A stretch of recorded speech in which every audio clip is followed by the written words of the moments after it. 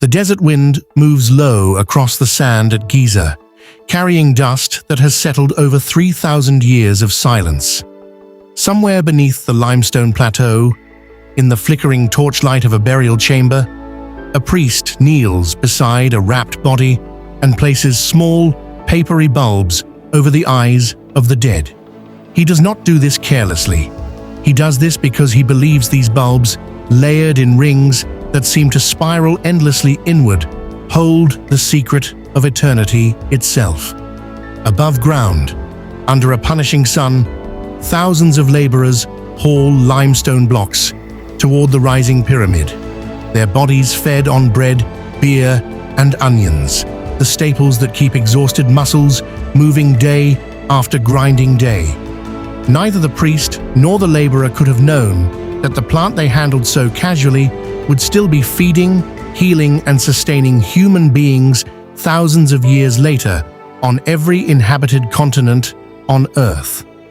Why would a civilization capable of raising monuments that still humble modern engineers place its faith, quite literally, in an onion? Why would this same plant appear in the tombs of pharaohs, the marching rations of Roman legions, the medicine chests of Greek physicians, the rent ledgers of medieval peasants, and the sea chests of explorers crossing oceans no European had ever charted?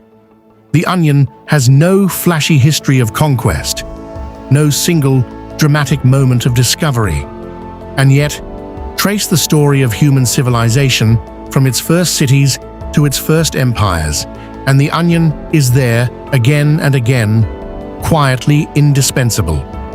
This is the story of how a simple, pungent bulb helped build the world. To understand why the onion became so essential, we must travel back further than Egypt, further than any pyramid, into a past so distant that written history had not yet begun. The exact birthplace of the cultivated onion remains one of the more debated puzzles in agricultural history. Botanists and archaeologists generally agree that the onion, Allium cepa, descends from wild alliums native to Central and Southwest Asia, in a broad region stretching from Iran through Central Asia toward the foothills of the Himalayas. Unlike wheat or barley, whose wild ancestors have been identified with confidence, the true wild ancestor of the modern onion has never been conclusively found, which means its earliest domestication is inferred rather than directly observed. What researchers do know from archaeobotanical remains is that onions or closely related alliums were already part of human diets well before the rise of the first cities, likely gathered from the wild long before anyone thought to cultivate them deliberately. This uncertainty is not a weakness in the story. It is, in its own way, part of what makes the onion remarkable. Unlike crops tied to a single triumphant moment of domestication, the onion seems to have slipped into human life gradually, almost invisibly, precisely because it was so easy to grow and so useful to keep. Wild alliums thrive in harsh, dry conditions where many other food plants fail. Early foragers would have found them growing in rocky, arid soil, sending up their thin green shoots each season, regardless of drought. A plant that could survive where little else could was not just food, it was insurance. By the time the first great river civilizations were forming, in Mesopotamia between the Tigris and Euphrates, onions were already a familiar presence on the table. Cuneiform tablets from Sumerian and later Babylonian archives, some of the oldest written records in human history, include listings of onions among rations and agricultural goods, evidence that this crop had moved from casual gathering into organized cultivation and trade. Sumerian garden texts mention onions alongside garlic and leeks, suggesting a broader Mesopotamian tradition of allium cultivation that predates the rise of Egypt's Old Kingdom. In a land where irrigation determined survival and where drought could mean famine, within a single failed season, a crop that tolerated poor soil, required modest water, and stored well after harvest, was not a luxury. It was a strategic asset, as vital to the stability of a city-state as its granaries of barley. If Mesopotamia gave the onion its first recorded civilization, Egypt gave it something closer to reverence. Nowhere in the ancient world does the onion appear more vividly, more symbolically, or more mysteriously than along the banks of the Nile. Archaeologists have discovered onions and onion remnants in numerous Egyptian tombs, and perhaps most famously, examinations of the mummy of Ramesses IV revealed onion-like bulbs placed in the eye sockets, a discovery that has fascinated Egyptologists for generations. The reasons behind this practice are not fully understood, and Egyptologists caution against over-interpreting a single burial custom. But the leading explanations connect the onion's concentric rings to Egyptian concepts of eternal life. To an Egyptian priest performing funerary rites, the onion's layered structure, ring within ring within ring, may have visually echoed the idea of eternity, a shape without a true beginning or end. Some scholars have also proposed that the onion's sharp scent was believed to revive the senses of the deceased in the afterlife, breathing life, quite literally, back into a body prepared for eternity. Whatever the precise symbolism, the fact that Egyptians dedicated such careful attention to this humble vegetable at the moment of death tells us that the onion had transcended mere sustenance. It had become sacred. Beyond the tombs, onions were deeply woven into the daily rhythm of Egyptian life. Workers who built the pyramids and later monuments were recorded receiving rations that included bread, beer, and vegetables, with onions and garlic frequently mentioned among the provisions meant to keep laborers strong through brutal desert heat. The Greek historian Herodotus, writing many centuries after the pyramids were built, claimed that an inscription on the Great Pyramid of Giza recorded the vast sums spent on radishes, onions, and garlic to feed the workers, a detail long repeated in popular retellings of Egyptian history. Modern Egyptologists treat this specific claim with considerable skepticism, since no such inscription has ever been found, and Herodotus wrote roughly 2,000 years after the pyramid's construction, relying on second-hand accounts from Egyptian priests of his own era. Still, even setting aside Herodotus's specific and unverified claim, the archaeological record independently confirms that onions were a staple food for Egyptian workers, appearing in tomb paintings, offering lists, and preserved botanical remains recovered from ancient settlements and burial sites. If you want to understand why a civilization capable of extraordinary architectural achievement would care so much about something as ordinary as an onion, consider the practical realities facing anyone who had to feed a workforce in the ancient world. There was no refrigeration. There was no reliable transportation network capable of moving fresh produce quickly across long distances. Food that spoiled within days was of little use to an army, a construction project, or a growing city. Onions, once harvested and properly dried, could last for months without refrigeration, retaining their nutritional value and flavor far longer than most vegetables of the era. This single quality, storability, made the onion one of the most strategically important crops available to any ancient civilization attempting to sustain large populations through unpredictable seasons, military campaigns, or long sea voyages.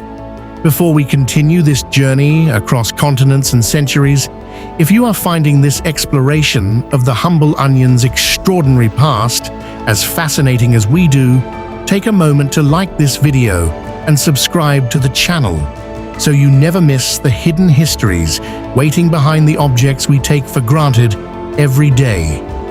Now back to the story, because the onion's journey was only beginning.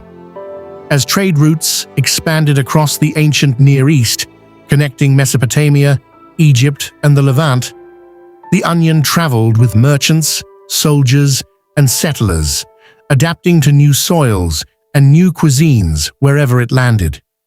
In Persia, onions became deeply embedded in both cooking and traditional medicine, with Persian physicians incorporating them into remedies believed to address ailments ranging from infections to respiratory complaints. Persian agricultural traditions, which historians credit with sophisticated irrigation techniques and garden cultivation, helped refine onion varieties suited to the arid Iranian plateau, a region whose climate closely resembled the conditions under which wild alliums first thrived. The historical record here is less richly documented than Egypt's tomb paintings and burial customs, but archaeobotanical evidence and later Persian culinary traditions, some of which persist in Iranian cuisine to this day, point to a long and continuous relationship between Persian civilization and the onion. Further east, in the Indus Valley civilization that flourished along the banks of the Indus River in what is now Pakistan and northwest India, archaeological evidence suggests onions and other alliums were part of the agricultural landscape, though the surviving written record from this civilization remains largely undeciphered, limiting how much historians can say with certainty about the specific cultural role onions played there. What can be said is that South Asia would go on to become, and remains, one of the most significant onion-producing and onion-consuming regions in the world, with the crop woven inextricably into the region's culinary traditions across thousands of years. The deep roots of this relationship likely trace back to these earliest agricultural societies along the Indus, even if the details of daily use are harder to reconstruct than in Egypt, where dry desert conditions preserved organic remains with unusual clarity. The onion's westward and northward spread through the ancient Mediterranean, brought it into contact with two civilizations whose writings would shape how later generations understood its value: Greece and Rome. In ancient Greece, onions held a curious dual identity. Among the wealthy and educated, onions were sometimes viewed with mild disdain, associated with the diet of common laborers and soldiers rather than refined dining. And yet, this same humble vegetable found its way into the training regimens of Greek athletes. Ancient sources, including references preserved by later Roman writers, describe Greek athletes consuming onions in large quantities, believing the vegetable could lighten the blood and improve physical performance before competition. Some accounts describe athletes drinking onion juice or rubbing onions on their bodies before contests, practices that reflect the ancient belief, widespread across many cultures, that onions possessed properties capable of strengthening the body and purifying the blood. Ideas that belonged to the medical theories of the time rather than to anything resembling modern nutritional science. Greek physicians, working within a medical tradition that would later influence the entire Western world, wrote about onions as part of their broader interest in diet and health. The physician Hippocrates, whose name remains attached to medical ethics today, is associated with the tradition of dietary medicine in which foods, including onions, were believed to influence the body's internal balance. It's important to be clear that these ancient medical theories, built around ideas of bodily humors and balance, differ enormously from modern scientific understanding of nutrition, and historians of medicine are careful to present ancient beliefs about onions as historical artifacts of their time rather than as validated medical fact. What we can say with confidence is that the ancient Greeks devoted serious attention to the onion's supposed medicinal properties, a fact that alone tells us how significant this vegetable had become in daily life and thought. The Romans, inheritors and adapters of so much Greek knowledge, carried the onion's importance even further, embedding it deeply into military life. Roman soldiers, marching across the vast expanse of the empire, from the misty frontiers of Britain to the deserts of North Africa, relied on rations that needed to be portable, durable, and nourishing. Onions fit all three requirements perfectly.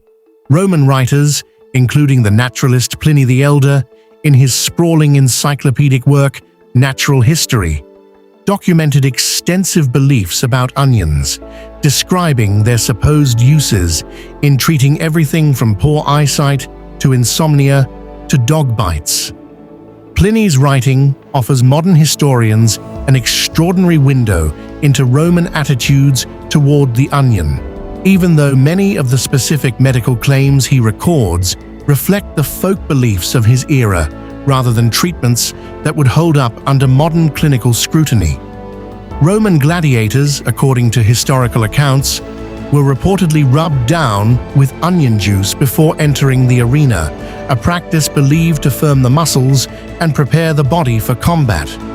Whether this practice reliably achieved its intended physical effect is impossible to verify through modern science, but its existence tells us something important about how thoroughly the onion had been woven into Roman ideas about strength, endurance, and physical preparation.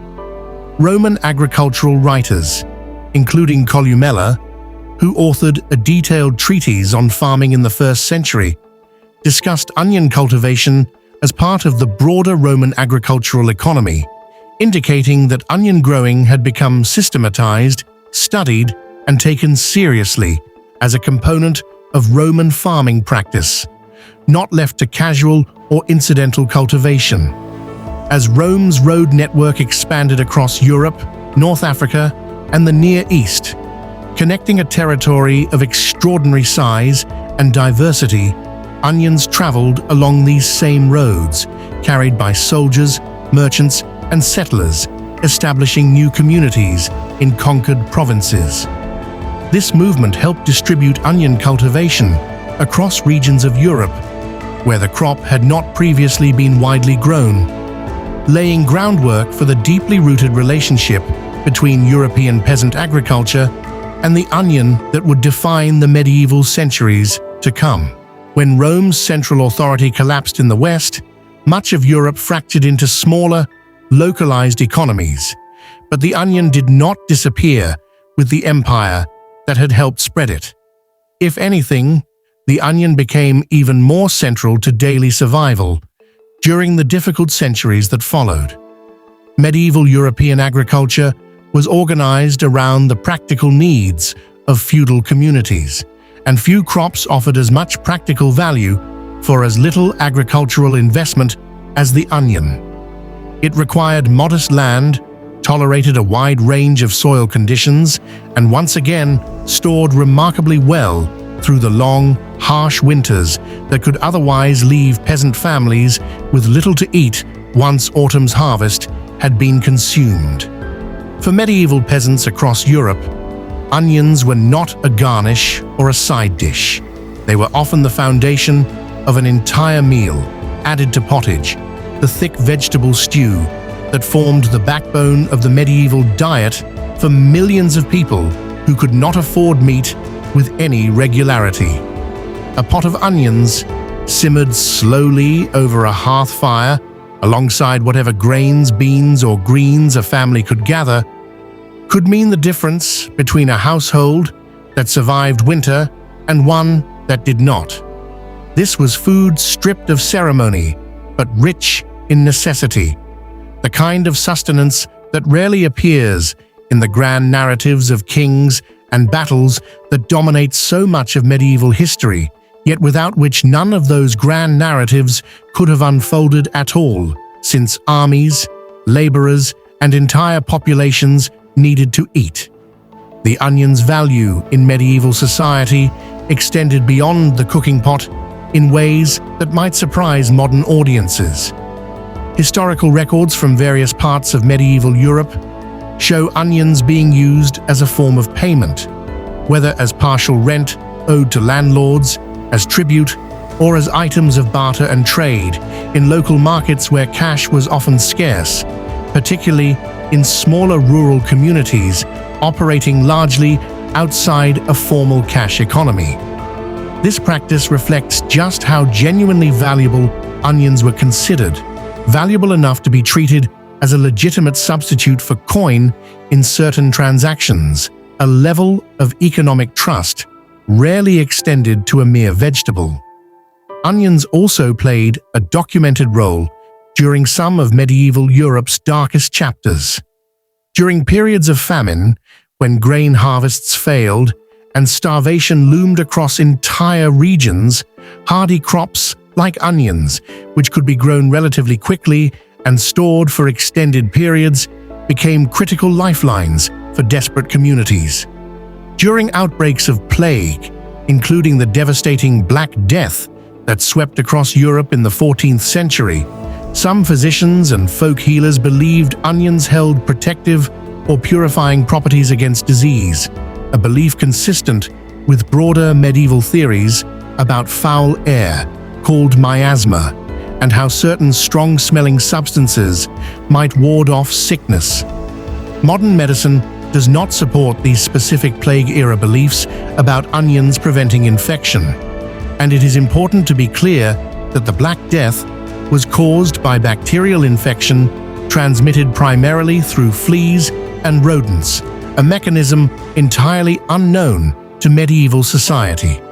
Nonetheless, the historical fact that onions were widely believed to offer protection during the plague reveals just how deeply this vegetable had become embedded in the medieval imagination as something more than mere food, a substance credited with almost protective, medicinal power during humanity's most desperate hours.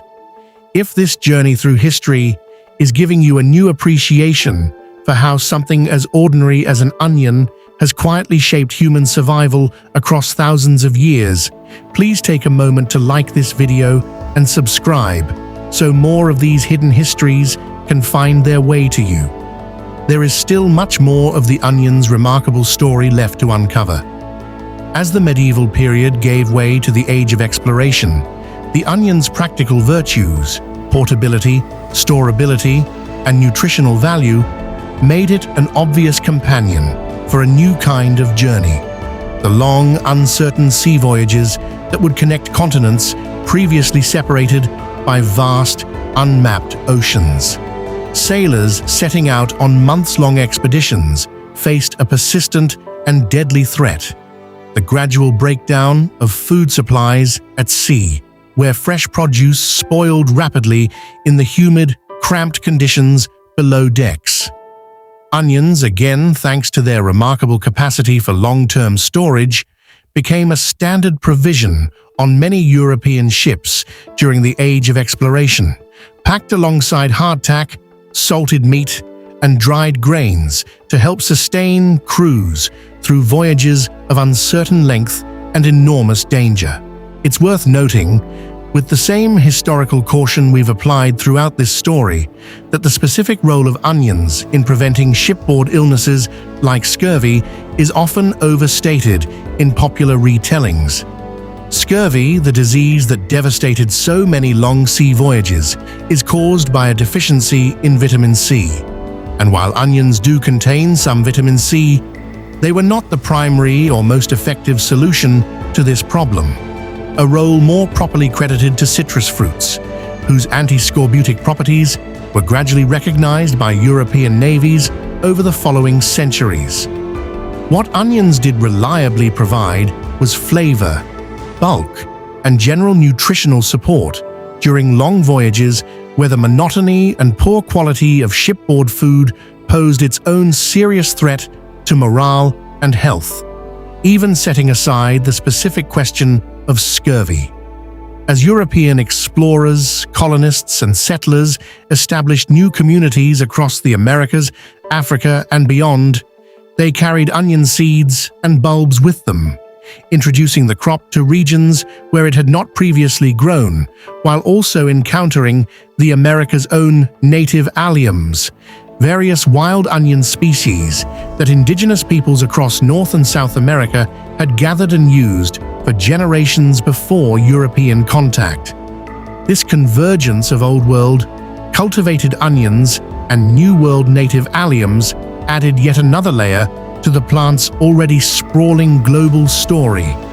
As different varieties, cultivation techniques, and culinary traditions gradually blended in the centuries that followed colonization. Across Asia, quite independently of these European voyages, onions and related alliums had already established themselves as essential crops within their own distinct culinary and agricultural traditions, stretching from Persian and Central Asian cooking through South Asian cuisine and into East Asian culinary traditions, where onions, alongside garlic, scallions, and other alliums, became foundational flavor bases in cooking. The precise historical timelines for onion cultivation across these vast and diverse regions are not uniformly documented, and historians rely on a combination of archaeobotanical evidence, early agricultural texts, and the deep continuity of culinary traditions to piece together this expansive story.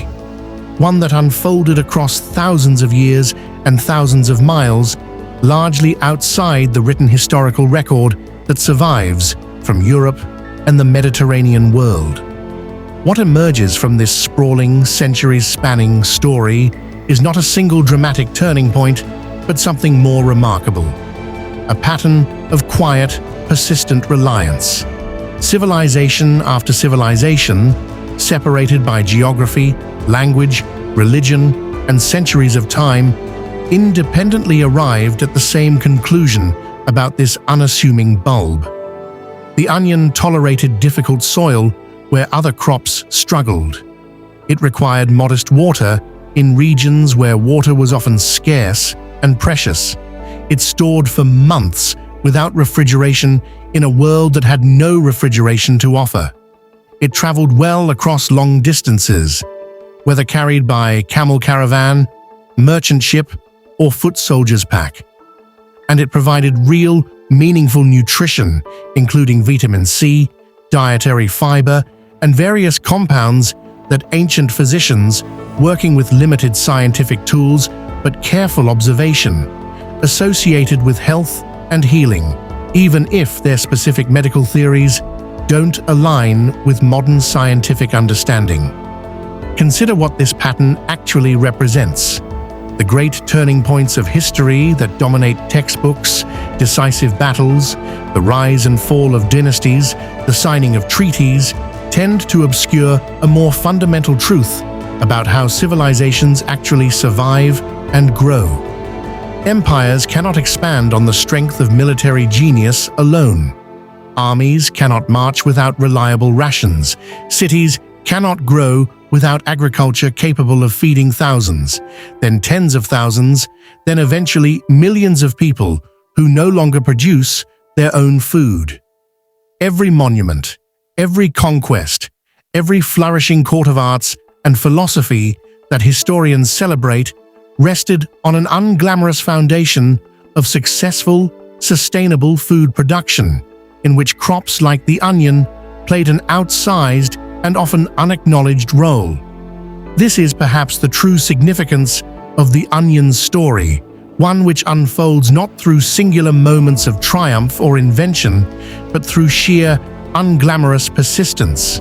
It has no temple, and yet its presence threads through nearly every major civilization we've explored, from the mud brick cities of ancient Sumer to the pyramid fields of Egypt, from the marching columns of Roman legions to the smoke-filled hearths of medieval peasant cottages, from the creaking wooden decks of Age of Exploration sailing ships to the bustling market stalls of ancient and medieval Asia.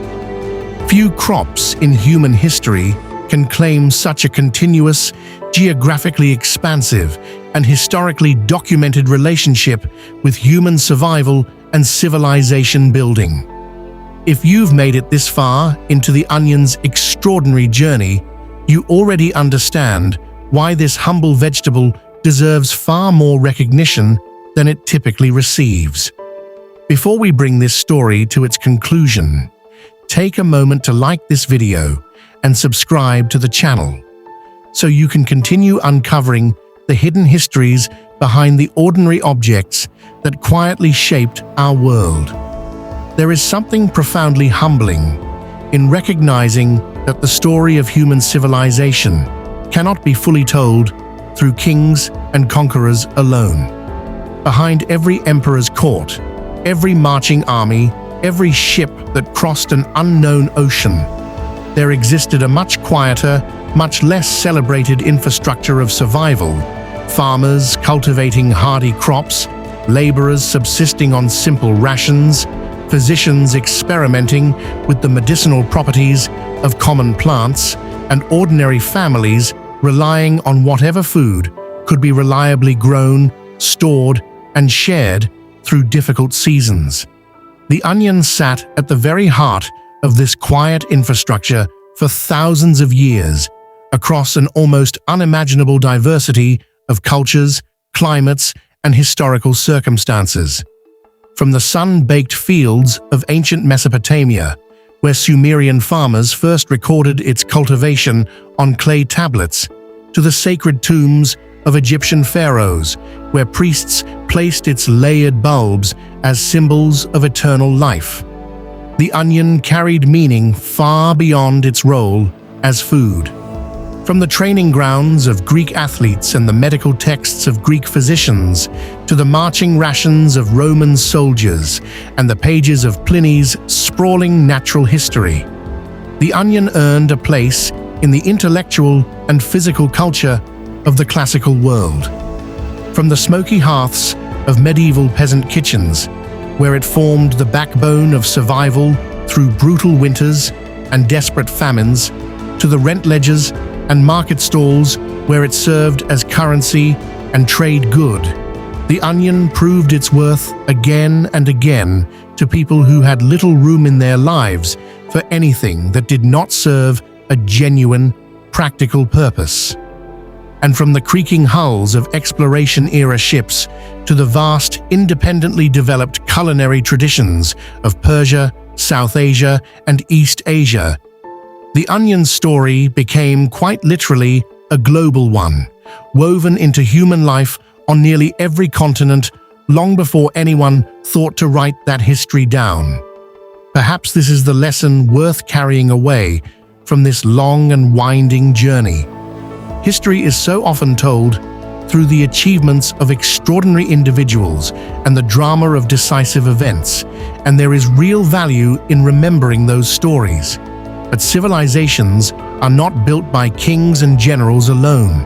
They are built, sustained, and carried forward by the quiet, patient, largely unrecorded labor of ordinary people, and by the humble crops that fed them through both triumph and hardship. The onion never conquered a kingdom. It never issued a decree or won a war. And yet for more than 5,000 years, across deserts and river valleys, mountain passes and ocean voyages, it fed the hands that built the pyramids, the soldiers who marched the roads of empire, the peasants who endured the long winters of medieval Europe, and the sailors who first charted the boundaries of our world. It asked for little, tolerated hardship, and gave freely in return, layer after layer, season after season, civilization after civilization. The next time you find yourself peeling back the papery skin of an onion, watching those familiar translucent rings emerge one after another, consider just for a moment the extraordinary weight of history contained within something so small and so easily taken for granted. Consider the priest in a torchlit Egyptian tomb, the Sumerian farmer recording his harvest in wet clay, The Roman soldier unpacking his rations on a distant frontier, the medieval peasant stirring a simple pot over a winter fire, and the sailor watching the horizon from the deck of a ship bound for an unknown shore.